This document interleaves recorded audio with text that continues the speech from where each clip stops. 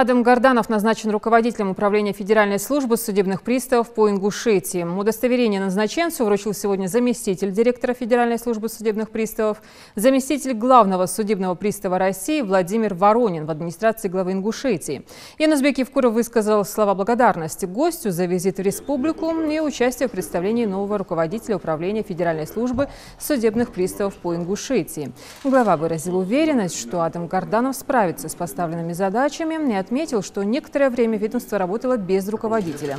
И это значительно повлияло на работу управления. Я надеюсь, что новый руководитель с задачами справится и нас, и вас в первую очередь не подведет. Ну и в свою очередь хотел бы руководителю федерального передать большой привет и огромное спасибо за оперативное решение вопроса. Мы долго подбирали руководителя на эту должность, потому что регион ответственный, и искали ответственного человека, и согласие ваше, вот человека представили, назначили. Я бы хотел немножко отойти от протокольной формы и в вашем присутствии вручить ему служебное удостоверение в вашем кабинете, чтобы он